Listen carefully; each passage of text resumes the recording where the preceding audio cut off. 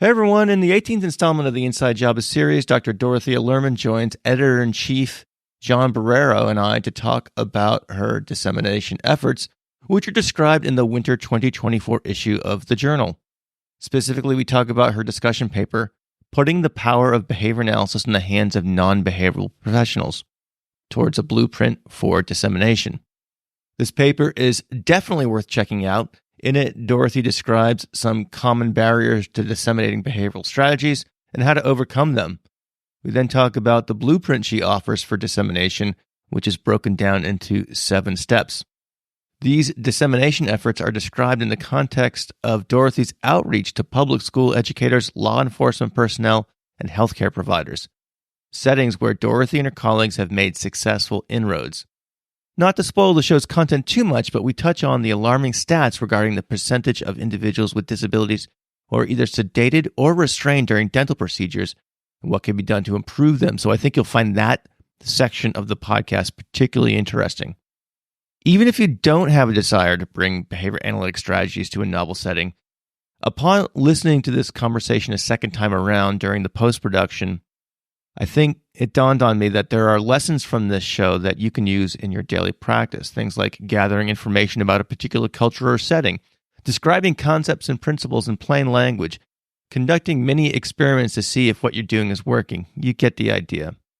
We also spend a decent amount of time talking about sustaining behavioral practices once they've been implemented in new settings, something that I described some of the challenges that I've seen in my practice. One of the things I forgot to mention during the podcast that if you're really into dissemination, check out the new edited work, Disseminating Behavioral Research, in which, coincidentally, the ABA Inside Track crew and I contributed a chapter called Non-Traditional Options for Dissemination. I'll leave it to you to guess what medium we focused on.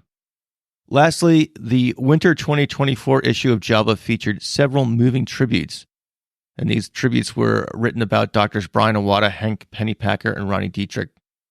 Dorothy and Dr. Jennifer Fritz contributed a memoriam to Brian Iwata, and it's well worth checking out. In the first few minutes of the show, Dorothy shared some poignant stories about how Brian influenced her career. And more broadly, John discussed the responsibility associated with curating the various tributes for this edition of JABA. I should let you know also that for the next 3 months, all of these in memoriam articles will be freely available. So in the extremely unlikely event that you're not a JABA subscriber, you can still check them out, but act fast.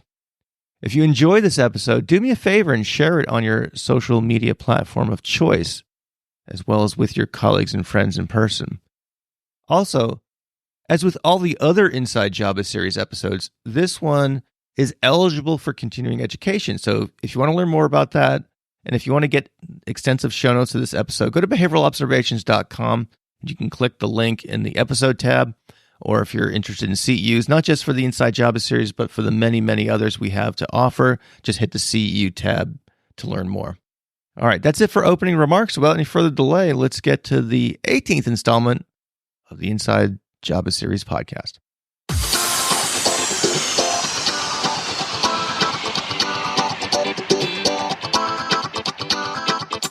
Welcome to the Behavioral Observations Podcast, stimulating talk for today's behavior analysts. Now, here's your host, Matt Sikoria. All right, welcome to the now 18th installment of the Inside JABA series podcast. I'm joined by Editor-in-Chief, Dr. John Barrero, and we have a special guest who is, I think, Dorothy, were you on the first Inside JABA series? I think you might have been, but definitely an Inside JABA series alumni. Dr. Dorothy Lerman, great to see you again. So I think the last time I saw you guys in person was at the ABAI in Boston, which seems like forever ago. But it's good to see you guys, even though it's virtual here. And we've got a very important article that you've written, Dorothy, that we want to talk about. And this is in the winter issue, the winter 2024 issue of the Journal of Applied Behavior Analysis. I'll put a link to all the articles we've talked about, including the ones we'll mention here, and the issue itself in the show notes of this episode. So folks can go to behavioralobservations.com to check that out. So the paper that we want to talk about is putting the power of behavior analysis in the hands of non-behavioral professionals toward a blueprint for dissemination. So we have lots of questions that go along with this article that I'd like to discuss. I know John wants to get into as well. Prior to doing that, though, you also had another piece in this issue, and it was a moving in memoriam to Dr. Brian Iwata, whom, as most folks in behavior analysis know, we lost last fall. And so I think it's appropriate if I could ask you to offer some comments, maybe some stories, something the listeners might not know about Brian. I'll let you take it in any direction you like, but I wanted to give you an opportunity to, again, say whatever's on your mind with regard to his contributions and anything else. Well, thank you very much. It's still hard for me to believe that Brian isn't out there in the world with us. And he was just an incredible mentor to his students. And he impacted me in such a dramatic way, in so many ways. And in fact, one story that he often liked to tell is the first time we met. And even that first meeting had a major impact on how I approach students. So I was at the University of Florida and had recently started volunteering at a facility for individuals with developmental disabilities, and they paired me with a man who engaged in severe self-injury. And I felt very much out of my league. I had never heard of it before. And I was a psychology major, but I had never had a course in behavior analysis. And to be truthful, I didn't even know what behavior analysis was. So I called the psychology department and I explained the type of client that I was working with. And Brian Iwata actually had just been hired. He had just started at the University of Florida. And so they gave me his name. I had no idea he was an international expert on self-injury. They just said, "Oh, he's the one you want to talk to." So I kind of got in my head, I wanted to do a senior thesis. And so I tracked him down, walked into his office, proceeded to say, I want to do a senior thesis doing something with this man. And Brian was like, "You haven't had a single course in behavior analysis?" It's like, "Nope, know nothing about it." And I thought, there's no way, as he was asking me these questions about what I knew, which was absolutely nothing. And I just knew that he was going to say no. I thought that was coming. And I had a backup plan for a different professor and a different senior thesis. And all of a sudden, I have no idea what made him change his mind. But all of a sudden he said, "Well, here's a book." He handed me the Cooper book. He said, "Read this." He handed me his functional analysis article. He said, "Read this and we'll go from there."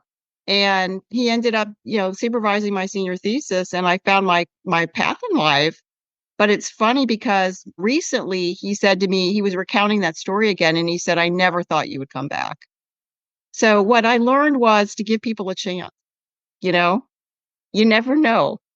But he, when you had Brian as a mentor, you had a mentor for life, and he was just a fierce supporter of his students and former students.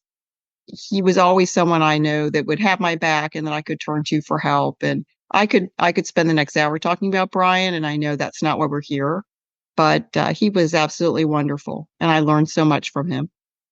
Thank you for sharing that story. I recommend folks if they're not already subscribed to JABA, consider subscribing. It's worth the price just to read those, not only for Brian Iwata, but Doctors Hank Pennypacker, Ronnie Dietrich.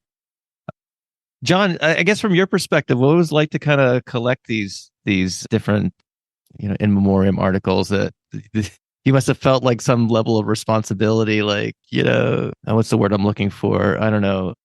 Coordinating these and whatnot, and making sure that they're featured front and center in this particular issue. Yeah, it was a tremendous responsibility, and I was very fortunate to have so many people who loved and cared deeply for these individuals that my role in this process was just to solicit the folks who already had a lot of great things to say about these individuals and to help them express themselves in a way that they wanted to.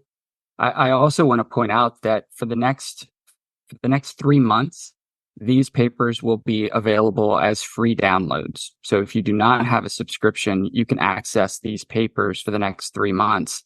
after that 3-month period, they're going to go to subscription only. But the impact of these individuals and the perspectives that the contributors shared are things that we want to make sure everybody can access. So please do try to access those papers as soon as you can.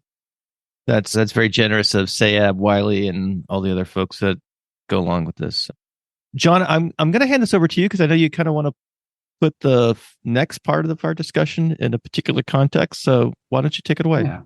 Yeah, thank you for the opportunity to do that. I think quite a bit about this. The theme of this podcast is the inside JABA, and very frequently the conversations take the form of describing the scholarship that an individual has engaged in, and we talk about that and its impact and so on. But another feature of the podcast is to explain aspects of the editorial process with which folks might not be familiar. So as editor, I have the opportunity to invite authors to submit a paper to the journal. And journals may handle invited submissions in different ways, but at JABA, the way that this starts is I contact the person and ask them if they would be willing to submit a paper on a particular topic.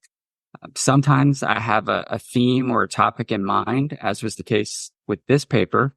And after some discussion about a topic and what might be covered, the author then prepares a manuscript.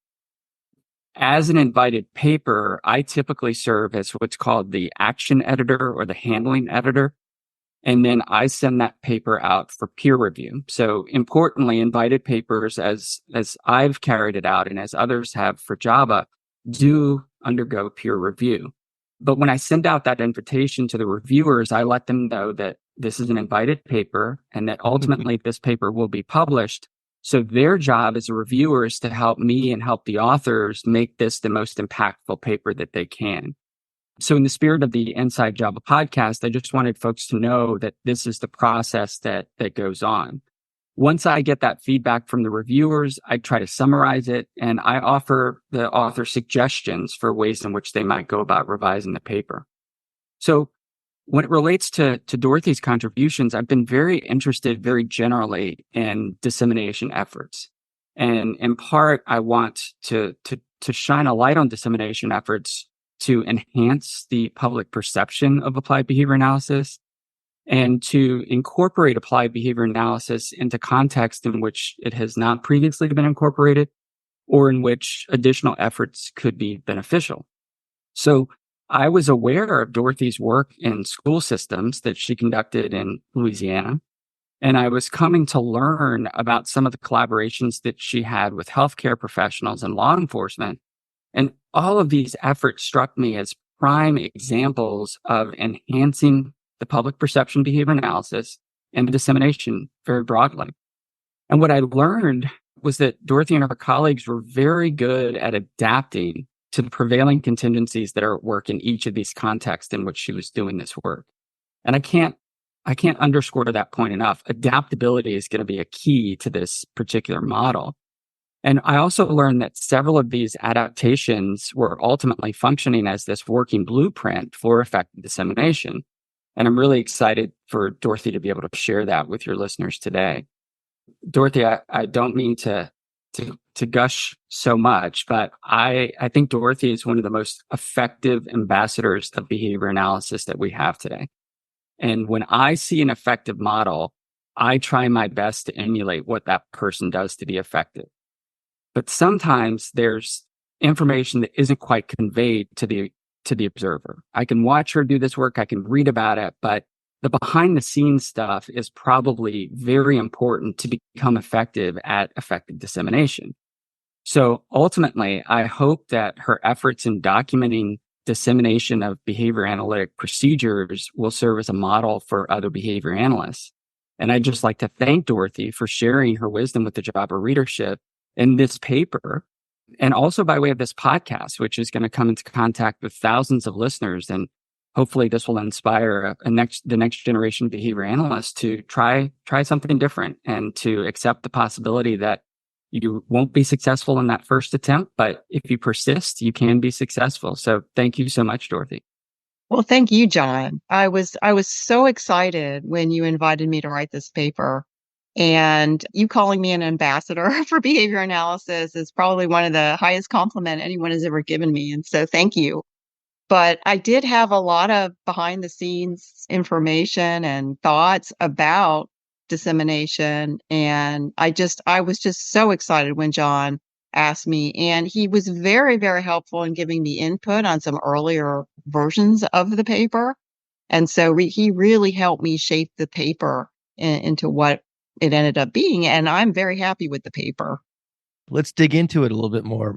Sometimes as behavior analysts, we like to obsess over terminologies. And so I'll go first, I guess. So the topic dissemination is front and center here. So how are you specifically construing dissemination here? How did you go about framing this for the purposes of discussing the work that you've done in schools and elsewhere?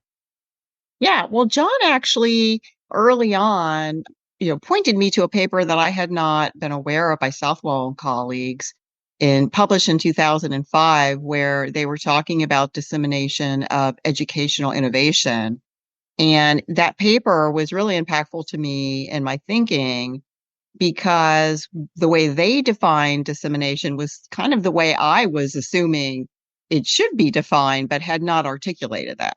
And that was, it's not the mere sharing of information and telling people about things, but it's actually someone embedding or incorporating a new way of doing something into a context that benefits or adds value to that context, that improves, and in the case of my paper, that improves either service delivery or outcomes. And that is true dissemination.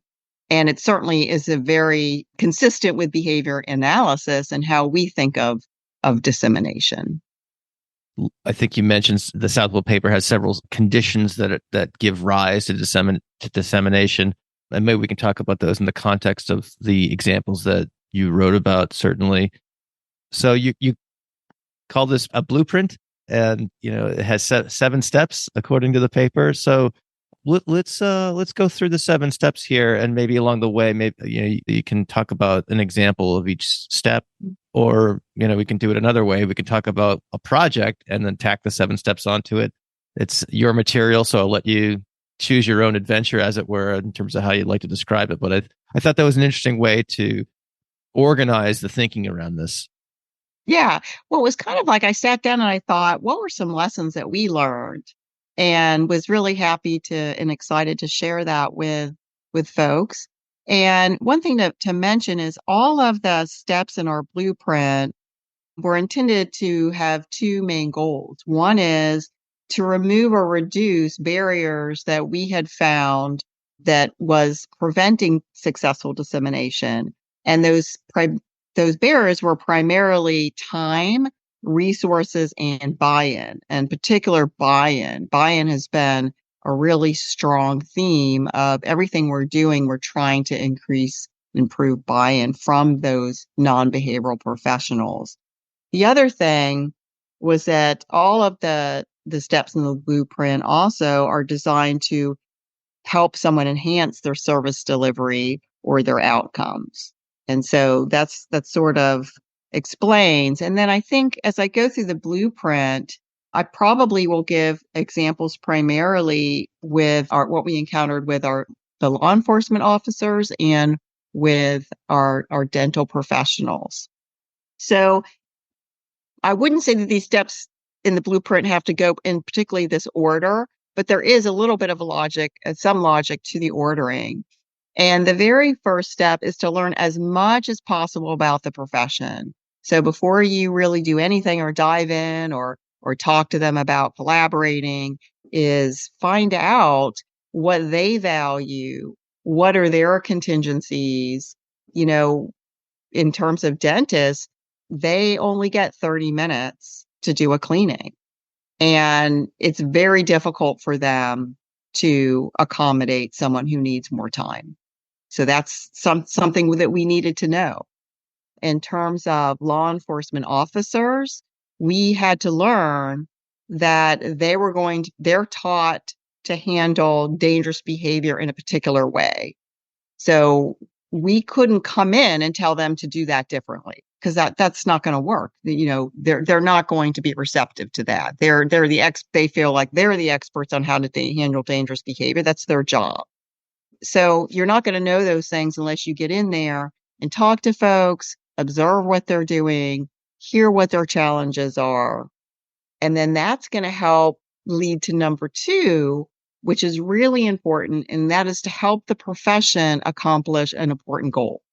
So once you get in and start learning more about them, then you can learn about what's important to them, what problems they see they're having, and then they need to see you as someone who can help them fix that problem.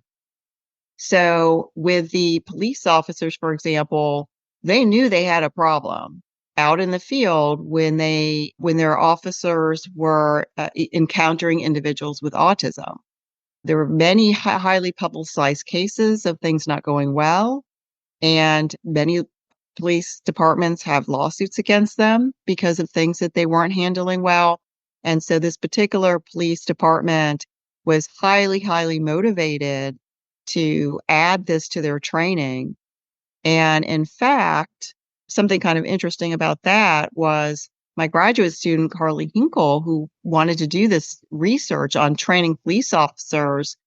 When she first approached them about doing her research, she approached the crisis intervention training team, because they're the ones that do all the trainings about how to interact with people who have different problems and issues, different mental health issues and things like that.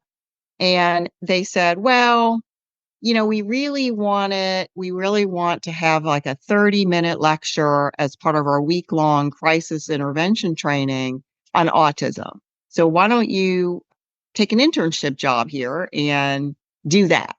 Well, that was not at all what she had in mind for her research, but it was the best thing that could have happened, because she got in there, she was able to learn about the profession, they were able to learn more about her, and she, developed that. They needed that training, that at the time they thought they just wanted a 30-minute presentation, but she convinced them that training needed to be more hands-on than that. But she solved a problem that they had in terms of needing this training. And then after a year of presenting her information, getting feedback from the law enforcement officers and making adjustments to get more buy-in and to help, solve what they needed solved, then they were very happy to allow her to do her research and to do a little bit more of hands-on training. So that's number 2. Number 3 is, as John mentioned in the beginning, is to be flexible and creative.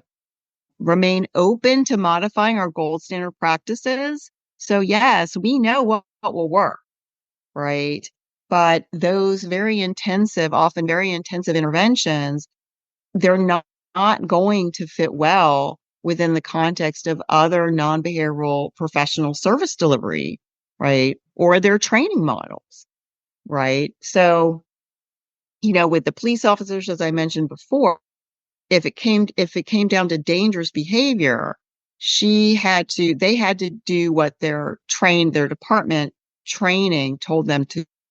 But what was really important about that was she saw in just getting feedback and also reading about very highly publicized cases that police officers weren't distinguishing very well between dangerous behavior and just problematic behavior.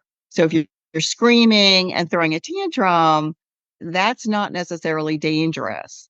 And so what she taught them was to discriminate between the two. And then if it's just problematic behavior, to handle it differently. In particular, to back away, wait for the person to calm down, don't rush in, don't pepper them with lots of questions and insist on immediate compliance. So that was very, very helpful. The same with the dentist. They only have 30 minutes. They're not willing to implement escape extinction and very graduated exposure. They just don't have the time. And so our thought was, well, what could we put together that research would suggest might be effective for at least a portion of their patients, maybe not everyone. Some are going to need that more intensive intervention. But what could a dentist do within the context of a routine dental exam and perhaps gain more compliance or cooperation from that patient? So we put together a package and got feedback from them on also what they felt would be feasible within the context of an appointment. And it was very helpful because on our team, we had dentists, so we could get that feedback from them. So that's number 3. Number 4 is to retain and integrate their current practices to the best that you can. Again, people are not going to be as receptive to you if you come in and say you're going to throw out everything they were ever taught. For example, dentists, there's one behavior management strategy that dentists are taught, and that's called tell, show, do, where you tell the patient what you're going to do, you show them, and then you do it. And so that in and of itself is not going to be effective with very many people probably. But we included that in the intervention package because, again, you don't want to just throw out everything that they've been taught to do. They've been, people that they highly respect have told them to do things a certain way. Same with the law enforcement officers. We couldn't just throw out and completely contradict what other people in their department had trained them to do. So to the extent that you can do that, include those, incorporate what they're already doing. Number 5 is to provide a rationale for the recommended practices. So explain why in terms that they would understand, that the layman would understand. Avoid or de-emphasize our behavior analytic terminology. Okay, so we, instead of talking about non-contingent reinforcement, we would say, provide access to a highly preferred item to distract them. And so we call the distraction. So just using, everyday language. Number 6, conduct small single subject studies prior to scaling up. So dissemination to another profession really requires scaling up. And as behavior analysts, we don't often do that. So we are actually very well positioned, though, to start off with these small end studies, which are critical. They're going to be critical for piloting our procedures, getting feedback from that profession. And we did that with everyone. We did that with our law enforcement officers. We've done that with our dental and our medical professionals, starting very small with a typical single subject design of 3 or 4 participants. For our dental and our medical, we've had 7 participants in those studies. And then once you've refined your procedures, found them to be effective, feasible, acceptable, then you can start disseminating to larger groups of people. And then finally, plan for sustainability. I can't emphasize that enough. And some of the best ways to do that is to have them take ownership. The profession needs to take ownership of that dissemination. And it needs to be embedded to the point where they feel like it's theirs. And so, for example, for the medical student training, we are now training faculty at medical schools to implement our training themselves within the context of whatever courses they think it would fit best in. For the law enforcement officers, that crisis intervention training team, they incorporated our training. It's now part of their 40-hour training that all cadets and all law enforcement officers have to take every year. I see. Well, what struck me as you're describing all these steps, it almost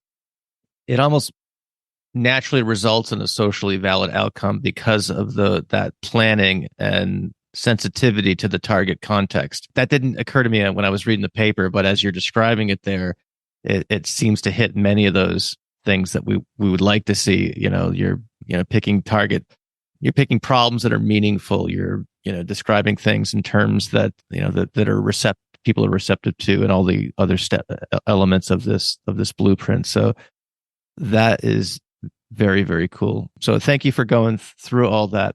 John, I see you got a question there. So hop right in. I want to underscore what you just said. I think that's a really great point. And sometimes I think that some of these things are obvious, but it helps to just spell them out. And one of the things that I took from reading this paper is that when you have these conversations with these vested parties, you get a sense of what cannot be changed and what is on the table for potential modification. So there's no way in which you can change some aspects of what law enforcement officers do in certain situations, but there are some features of that interaction that can be changed. So again, to Matt's point, I think that it makes for socially valid procedures and it incorporates each of those parties in the decision-making process all along. So I just think those conversations are so important, and your work really illustrates how to do that effectively. One other thought I had, I can see doing regarding the small n and scaling up stuff, I could see the opportunity to do some of these, kind of mini experiments or mini quantitative evaluations, if you will, of these practices in a dental setting. I'm wondering, in the context of law enforcement, is it hard to do that? And forgive me if I miss this in the paper itself, but I'm thinking, like, were you able to see a reduction in negative encounters with law enforcement in a given community? Or is it more so the cooperate or incorporating certain training elements and them displaying the mastery of those skills from a training context? I'm wondering if there are any big picture effects that you were able to see when you rolled this out in a community-wide context, if you will. Yeah, that's a great question. And so we haven't gotten to that point yet. So we're at the point now where we're rolling out the training to large numbers of people. And then hopefully we would be able to see impact at the level of, of the community or larger outcomes. Yeah. So we haven't gotten to that point yet. There was a fun anecdote, though. Shortly after Carly completed her training, the police department has sort of an in-house magazine where they write articles about police, different stories. And there was one where, so shortly after her training, a police officer was out on a call with several other police officers about a disturbance, and they were all they were ready to pull their guns out, basically, when one of the officers who had attended Carly's training said, "Hold off, I think this person might have autism. Wait, let's do what Carly told us to do." And they actually wrote an article about it. So I know that's just an anecdote, but it really was very, very nice to see that. That anecdote very likely, could have saved someone's life, or at least reduced the likelihood of a terrible outcome. So that's, I don't think we should down. I'm not hearing you do this, by the way, but I don't think, if someone's tempted to do so in listener land, that we should not downplay the nature of that particular anecdote. And if that article is available somewhere, I'd love to get that into the show notes. So I'm just kind of writing that down. But if I forget, I think I do have an electronic version. I'll search for it, see if I can get a link to you. Sure. And it reminded me too, not the most recent one, but I think it was the 2022 New Hampshire ABA conference. One of the presenters brought in a law enforcement police officer from Salem, New Hampshire, which is one of the larger communities in my neck of the woods. And they had a designated officer who was the in-house expert in autism. And he comes up and he talked to us for talked to the whole New Hampshire ABA crowd. We're talking about, I don't know, 100, 150 behavior analysts, I think, in the room at the time.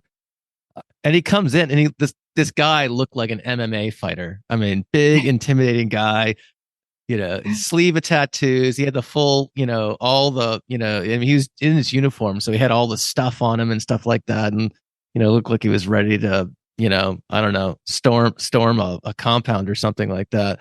And then he went and spoke so movingly about like all these touching, interactions he's had and how he supports, individuals with autism in the community and loves helping them out in times of crisis. It was like such a juxtaposition, but it was just, as I was reading your article, it was interesting to reflect on that, and that these outreach efforts are seemingly happening here and there across the country and in various pockets. I don't get the sense it's under some sort of organized or unified intervention, but I'm very happy to see that these are happening nonetheless. So anyway, I just thought I'd share that anecdote, and give a chance to shout out the local ABA chapter as well.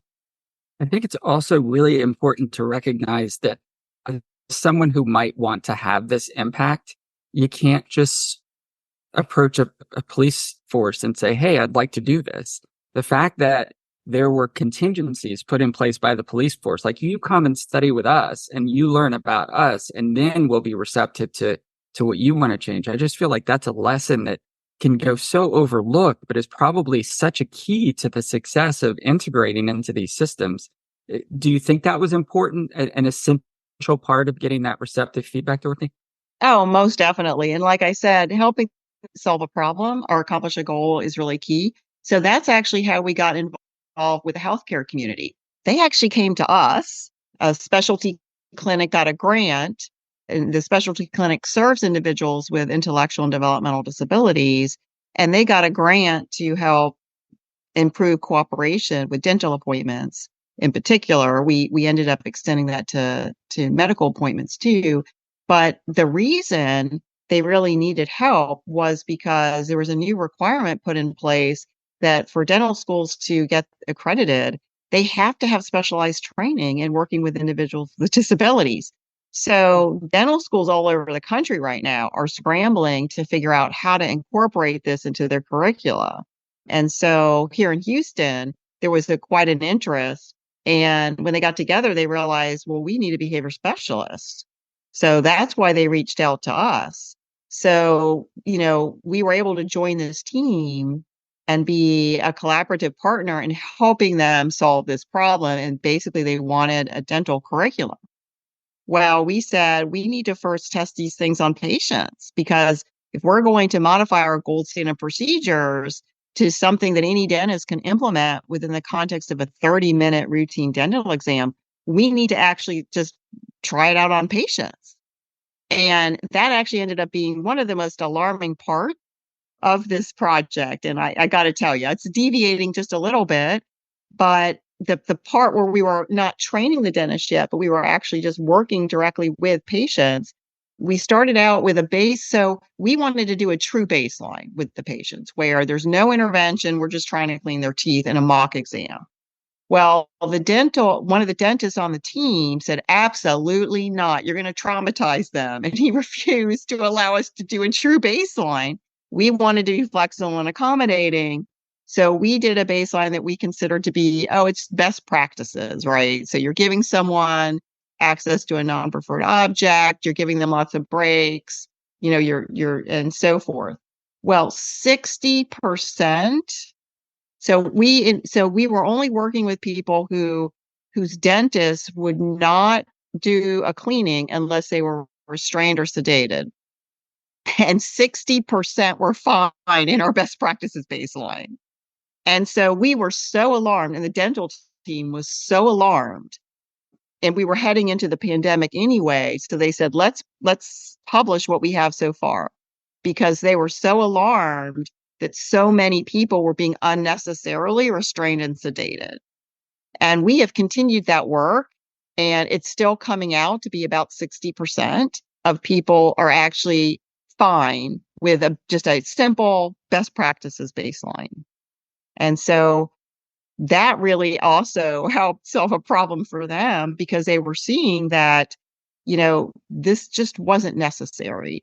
And so now that we've established that, they're building this into their curriculum, into the dental school's curriculum, so that all dentists will learn this. And then, but we moved on to medical students because we just found that we were encouraged by the success with the dental folks.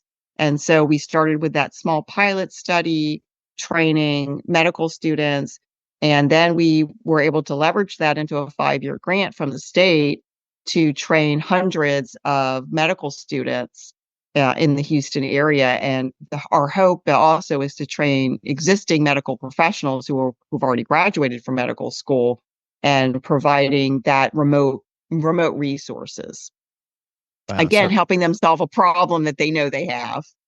So if I understand you correctly, so of the population of individuals who were previously either restrained or sedated, just doing some minimal intervention that doesn't sound terribly sophisticated, knock that number down by more than half. It did. And a lot of it was, I don't think necessarily due to the use of those best practices, but it was the fact that no one had tried. So maybe at some point in their history, maybe when they were kids, I should mention these were all adults. These were all adult patients because the clinic only serves adults. And maybe at some point in their history, they did need it, but they didn't anymore. So that's one possibility. Another possibility that I know is true, and I hate to say this, is that there are some dentists out there who, when they hear that a patient has an intellectual and developmental disability, will refuse to see them unless they are sedated, restrained, or given anesthesia. Yeah. Another thing that this conversation reminds me of is a friend of mine, Brendan Franklin, who was actually on the podcast way back in episode 36. He is now working for a company where they have specialty medical clinics where individuals with severe disabilities can come in and get physicals, get their dental care and things like that in the least aversive way as possible. So that's wonderful because there's tremendous health disparities among those with disabilities. Yeah. So this is a kind of a little niche market that is serving that need out there. So I'm going to have him on at some point or another to elaborate on that. Back to the paper though. So we have these two remarkable examples. And another thing, I guess, just as an aside, you were so gracious in naming all the different students and colleagues of yours throughout the paper. That certainly was noteworthy when I was checking it out. So this is a product of many, many, many people's work here. And definitely. So I thought that was really nice of you to name all those folks as you were going along and citing all these different examples. I do want to talk about sustainability, but before we get to that point, I want to see if there's anything else with regard to either the framework itself or these particular interventions in the law enforcement or the dental care realm that we did not touch on. So yeah, I want to give you the opportunity to mention anything like that, and if not, we can move on to sustainability. John, I see you want to jump in here too. So yeah, if there's anything you'd like to add, please do, Dorothy. I have a question for you about one of the steps in the blueprint. Is that okay? Okay. So there's just one feature of it. Let me see if I can find the number. It has to do with the way in which we talk about this. I'm not sure which of the steps this. I think it's step 5. So as a professor who's been teaching behavior analyst for years, and as someone who is trained in a very precise technical taxonomy and vocabulary, I'm hoping that you can talk a little bit about what you see as the benefits of using language that's interpretable to mass audiences. And I contrast that with sort of the technical taxonomy that we teach our students and that we expect everybody to be fluent with. So has your position on the use of technical language changed across your career? Have you always been in one particular camp or another? And what can you say in terms of the next generation of behavior analysts for their ability to use multiple vocabularies and ways of speaking? Yeah. Well, earlier in my career, I think I emphasized more that we should teach parents, teachers, and so forth what our terms mean. And my thinking was that they might encounter those terms, and so it would be good for them to know what they mean. And I still think that there could be some value in that. But no, I think I emphasize more making sure we explain things using terms that they will understand, particularly if it's just not necessary for us to use the term and. Maybe we could mention that people, in our field sometimes use the term and when teaching requests, how to make requests or things like that. But I think that, again, it all goes back to that buy-in. And, as it is, we want to remove as many barriers as possible. And I think if they're going to feel like they have to learn all these terms to follow what we're saying, it's just going to throw up another barrier. And so I do think it's very important to emphasize those layman's terms. And so all of our students, they're taught the technical terms and they're taught that the value of them, particularly when you are communicating with other behavior analysts. So people who already are familiar with the terminology, you can use the term extinction and people will understand what you mean. and know that what matters is, you're withholding reinforcement when the behavior occurs. And so that's going to look differently depending on what the reinforcer is. And you're kind of explaining why something works when it does. But when you are communicating and educating others in how they can modify their behavior, then I think using terms that everyone will understand is just going to remove those barriers. So I think my emphasis on that has definitely changed over the years. It's great to hear that and to hear that explanation. Mine has changed as well. I think I followed a similar path that you're describing, where I had a very stern interest in making sure that everybody spoke in this particular way. And I realized that I was probably missing a large part of my audience when I was doing so. So the idea that you can talk in a way that you don't have to look at the back of a textbook to translate, that's got to be an essential ingredient to effective dissemination. If you eliminate that barrier, you're going to get an extra step in the process completed to effectively upscaling what you do. So I appreciate you bringing that up as a feature of the blueprint. And I think it's a feature we should really understand the importance of. And another interesting thing about that is some of our terms are actually used by people, but in a different way. So early on, we were warned not to use the term that dentists think of the term reinforcement differently than we do. And so if we start using the word reinforcement, they're going to actually think, oh, it's that toy that I give the kid at the very end of the appointment, right? Not contingent on them complying to, being cooperative with a step. We deliver something that they enjoy. It could be praise. It could be access to a tangible. And so we had to be very careful with, so it's always important. Like, people hear the word extinction and they think something completely different than we do. So some of our terminologies have different meanings outside of our field. So that's another thing you have to worry about too. Yeah, I think Tom Critchfield and some of his colleagues have done some nice work on that. Derek Reed as well. So that's a rabbit hole we'll probably not go down this afternoon, but might be worth digging into it some other time. I will put a link to that article in the show notes, though, as for people who really want to nerd out on that angle of the conversation. So let's talk about sustainability. This is something, and I have a particular example in my world of schools, and I see this. I can't tell you how many, if I had a nickel every time I've seen this, I could retire. And that's schools scaling up some big school-wide behavioral intervention like PBIS or RTI for behaviors, MTSS. It seems like every year like a new acronym is spawned, but it's kind of like same thing. It's a multi-tiered model of universal, focused and then targeted supports. And what I've seen happen over the years is I've seen schools get all, trained up and they are implementing these things, and then something happens. That something varies, but it's usually along the lines of like whatever the in-house champion of that intervention, they either retire or they get hired out into a different district, or they move on in some way, shape, or form. And the practice, the strategies, the tactics, all that stuff just kind of withers on the vine. I've been to a lot of schools that formally have done PBIS, and so they've gone through this kind of boom and bust cycle, if you will, and so I'm not picking on PBIS. I'm just using it as an example, and people in the audience can save time emailing me. I do understand that there are schools that do manage to pull this off.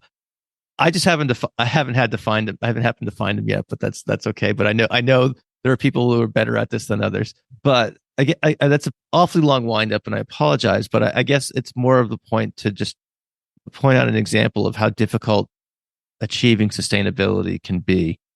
So I'm just curious what lessons you might have learned with regard to that in your scholarship and direct work in this area. Yeah.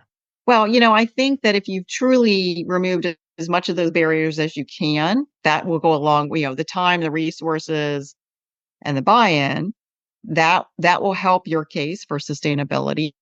helping them and actually help, them actually achieving a goal that they needed or solving a problem they had should help with sustainability. Now, I suspect with positive behavioral support that the issue is that there's competition for it. So there's other models that they could potentially use or adopt, may not be as effective, but there's alternatives that they could go for that might be cheaper, right? Or that, now that the main champion isn't there, then someone else is championing a different model. So that may be part of the reason why you see that in schools.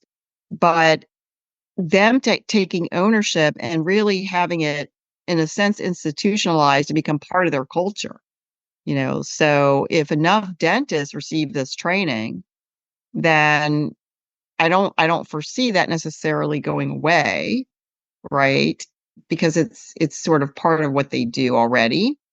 And if enough medical schools are teaching that same procedure, then just like Telshow do with dentists, it becomes just part of what they do. And in fact, they might, give them the feeling that it's theirs, right? It's what they came up with, not us. That can be really helpful. And another way we've helped with sustainability is we've helped them get a grant to help continue that work. So we give them sort of the pilot data to support them continuing it and being able to successfully secure grant money themselves, which they really love. But it's really figuring out a way that it will be embedded within their own system.